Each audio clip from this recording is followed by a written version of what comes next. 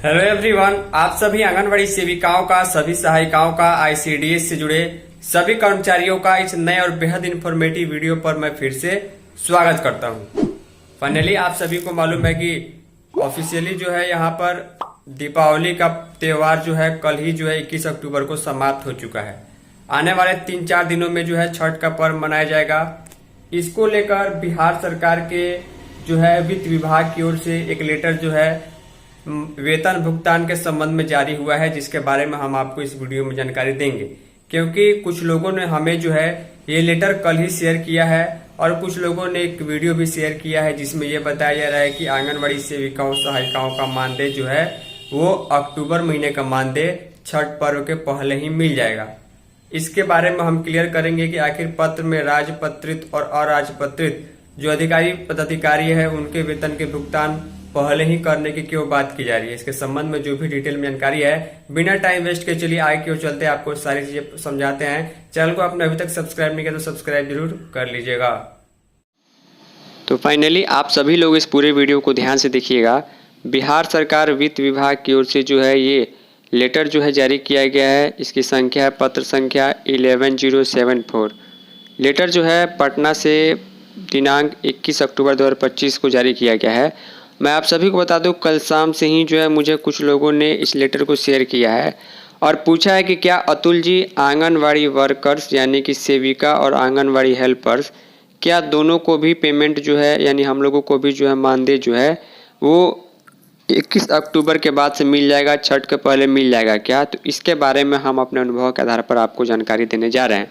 वित्त विभाग बिहार सरकार से जो लेटर जारी हुआ है, सभी जो वरीय जो अधिकारी पदाधिकारी हैं उनको जो है यहाँ पर सूचित किया गया, जैसे कि बिहार विधानसभा के सचिव, इसके अलावा राज्यपाल के प्रधान सचिव, सभी प्रमंडलीय आयुक्त, इसके अलावा पूरे बिहार के डीएम, इसके अलावा जो भी अधिकारी हैं वित्त विभाग से संबंधित, उनको ये लेटर जारी किया गया। पत्र का विषय यहाँ पर आप देखेंगे, लिखा गया कि माह अक्टूबर 2025 का वेतन भुगतान 21 अक्टूबर 2025 से करने के संबंध में। यहाँ पर देखिए क्या लिखा गया है, यहाँ पर वेतन की बात की जा रही है। वेतन भुगतान जो है 21 अक्टूबर 2025 से करने के संबंध में।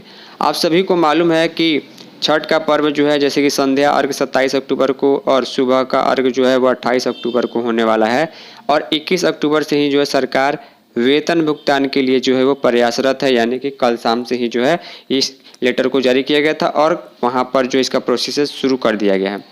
यहाँ पर बात आती है कि आखिर सेविका सहायिका को इसका लाभ मिलेगा या नहीं मिलेगा, यानी कि उनको छठ के पहले जो है उनका मानदेय मिलेगा नहीं मिलेगा, क्योंकि यहाँ पर वेतन की बात की जा रही है। चलिए हम पूरी जानकारी आपको देते हैं। वीडियो को लाइक और शेयर जरूर कीजिएगा।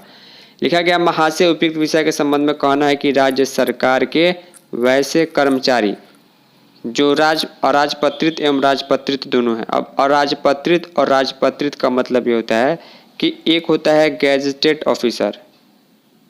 गैजेटेड ऑफिसर का मतलब ये हुआ जिनकी नियुक्ति जो है चाहे वो केंद्र के राजपत्र से के द्वारा या सूचित करके होती है। तो यहाँ पर गैजेटेड और नॉन गैजेटेड ऑफिसर्स हो गए या उनसे जुड़े जो भी कर्मचारी हो गए, जिनके वेतन की निकासी स्थापना विपत्र से की जाती है, को संबंधित माह के अंतिम कार्य दिवस पर वेतन का भुगतान करने का नियम है, मार्च का वेतन को छोड़ के, क्योंकि मार्च का वेतन भेजने में थोड़ा सा पहले या लेट हो जाता है। दूसरे नंबर पर लिखा गया है कि सम्यक विचारोपरांत यानी राज्य सरकार ने इस पर विचार विमर्श किया। राज्य सरकार द्वारा छठ पर्व को दृष्टिपथ में रखते हुए सभी पदाधिकारियों एवं कर्मचारियों को, यहाँ पर ध्यान से देखिएगा, अगर आप खुद लेटर को समझेंगे तो आपको चीज़ें समझ में आ जाएंगी कि गैजेटेड एवं नॉन गैजेटेड जो भी कर्मचारी है ये उनके लिए है और जिनको वेतन का निकासी होता है उनके लिए है। लिखा गया कि छठ पर्व को ध्यान में रखते हुए राज्य सरकार ने निर्णय लिया है कि सभी जो पदाधिकारी हैं, चाहे वो गैजेटेड हो या नॉन गैजेटेड हो, चाहे वो उनसे जुड़े कर्मचारी हो, को अक्टूबर 2025 के वेतन का भुगतान 21 अक्टूबर 2025 से करने के निर्णय लिया गया है, यानी कि 21 अक्टूबर से ही जो है वेतन उनके अकाउंट में जाने लगेगा जो गैजेटेड या नॉन गैजेटेड कर्मचारी हैं। अब देखिए यहाँ पर लिखा गया है, यह निर्णय बिहार कोषागार संहिता 2011 के नियम 141 में निहित प्रावधानों से आच्छादित है। बिहार विधानसभा आम निर्वाचन 2025 के कारण संप्रति प्रभावी आदर्श आचार संहिता के परिप्रेक्ष्य में संदर्भित अग्रिम वेतन भुगतान के निमित्त भारत निर्वाचन आयोग नई दिल्ली की अनापत्ति मुख्य निर्वाचन पदाधिकारी के बिहार ज्ञापन इतना के माध्यम से निम्नवत प्राप्त है।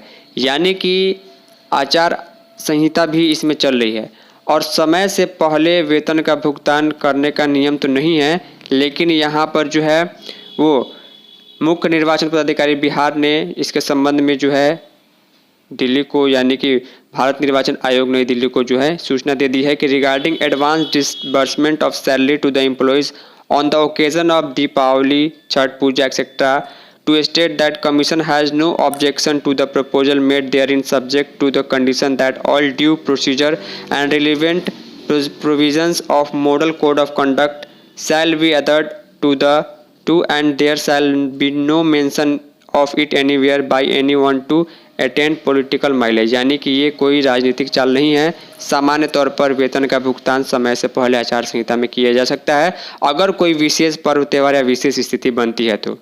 लिखा गया है कि अनुरोध है कि उक्त निर्णय को निर्वाचन आयोग की अनापत्ति में अनुपालन करते हुए पदाधिकारियों, देखिए फिर यहाँ पर लिखा गया पदाधिकारी एवं कर्मचारियों के अक्टूबर महीने का वेतन भुगतान 21 अक्टूबर से ही भेजना शुरू किया जाए। यहाँ पर जो प्रधान सचिव हैं आनंद किशोर जी, उनका सिग्नेचर और 21 अक्टूबर का डेट देखने को मिल जा रहा है और सभी वरीय अधिकारी पदाधिकारी को देखिए यहाँ पर जो ये लेटर जारी किया गया है जहाँ से पेमेंट भेजा जाता है।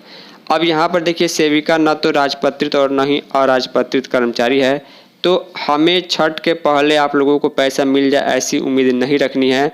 सीडीपीओ लोगों को मिल सकता है क्योंकि वो एक अधिकारी हैं, उनको वेतन मिलता है। तो इन सारी चीज़ों को आपको ध्यान रखना है, चीज़ों को समझना है कि लेटर आखिर किन के लिए है और कब तक पैसा मिलेगा। बाकी अगर हम ये उम्मीद करें कि सेविकाओं का जो पैसा है वो मेरे अनुभव के मुताबिक जो है वो चुनाव के बाद जो है वो मिलने की उम्मीद की जा सकती है। बाकी देखने वाली बात होगी कि सरकार इसमें और आगे क्या करती है। फाइनली इस छोटे से इन्फॉर्मेटिव वीडियो में इतना ही। तब तक के लिए धन्यवाद।